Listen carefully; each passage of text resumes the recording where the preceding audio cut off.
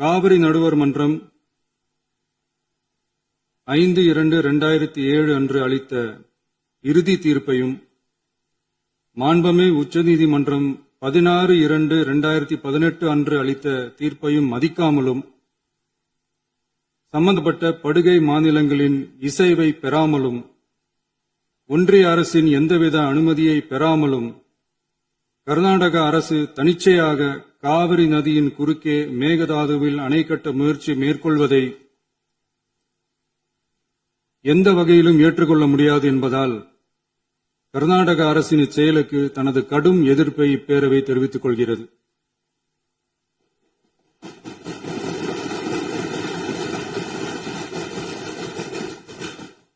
கர்நாடக அரசின் மேகதாது அணை திட்டத்திற்கு தொழில்நுட்பம், சுற்றுச்சூழல் உட்பட எவ்வித அனுமதியும் அளிக்கக்கூடாது என ஒன்றிய அரசை இப்பேரவை வலியுறுத்துகிறது.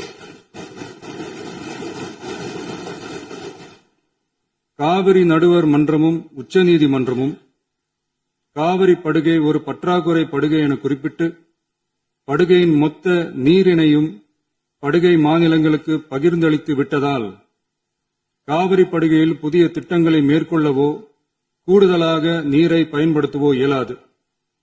காவிரி பிரச்சினை இரு மாநிலங்களின் உணர்வு பூர்வமான பிரச்சினையாகும். ஆதலால் கர்நாடக அரசு மேகதாதுவிலோ அல்லது காவிரி படுகையில் வேறு எந்த இடத்திலோ அணை அல்லது எவ்வித புதிய நீர்த்தேக்க திட்டத்தை பிற படுகை மாநிலங்களின் இசைவு இன்றியும் ஒன்றிய அரசின் ஒப்புதல் இல்லாமலும் மேற்கொள்ளக்கூடாது என கர்நாடக அரசினை அறிவுறுத்துமாறு ஒன்றிய அரசை பேரவை வலியுறுத்துகிறது.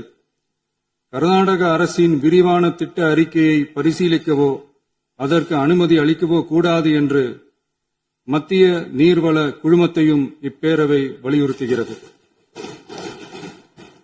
கர்நாடக அரசின் இந்த முயற்சியை முறியடித்து தமிழக விவசாயிகள் நலனை பாதுகாத்திட தமிழ்நாடு அரசு எடுக்கும் அனைத்து நடவடிக்கைகளுக்கும் இப்பேரவை தனது ஆதரவை ஒருமனதாக தெரிவித்துக் கொள்கிறது